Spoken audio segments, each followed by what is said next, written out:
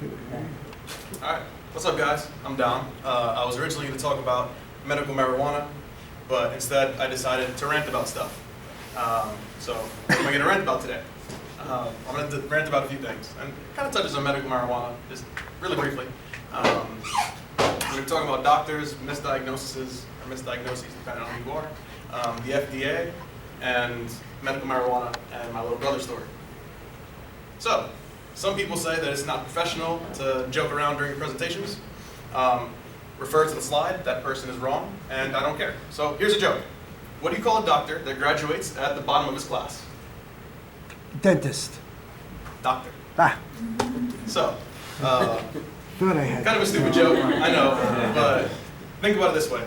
When you go for a doctorate, right, you have to go and do a doctoral thesis, defense bullshit, excuse my French.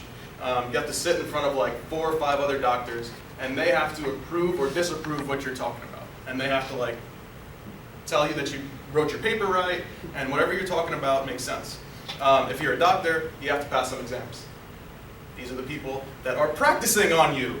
So, it's called practice. Practice, practice, practice. We're talking about practice. So half of the time, they're just giving you stuff out of a textbook. That's what they did to my little brother, and I'll talk to you guys about that in a little bit. Don't practice on me. Like, know what you're doing. I don't want like oh, you have a common cold, and it turns out that I have bronchitis or pneumonia, and then, oh, I'm dead. There are a lot of horror stories about that. A buddy of mine went to a doctor in Pennsylvania. They moved out there a while ago. Doctor said that, oh yeah, you have a little cold, you know, that's why you're feeling so sick, you have like aches and pains, you have a flu. He ended up dying and having a heart attack 3 hours later.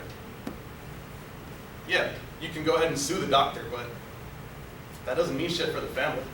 Like, now there are 2 daughters without a parent. It's jacked up. Anyway, so, speaking of doctors,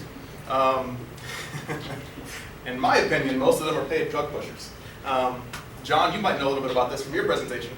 I'll talk more about that, or more about it in a story form with my little brother, because it happened to him, and it's kind of jacked up.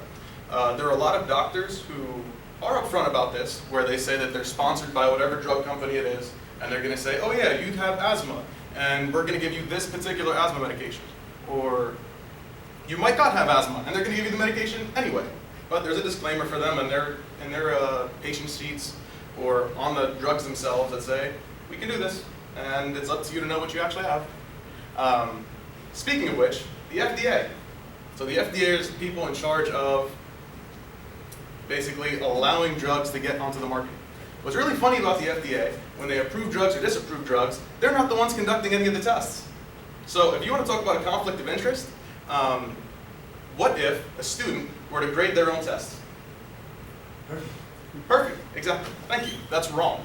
Yeah, some of the drug companies are going to sit there and say, yeah, we got mixed results, and there's a disclaimer on our drug, so you can't really sue us because we told you it's going to give you a heart attack and diarrhea and the flu, and you're going to be depressed even though we're giving you this drug for depression.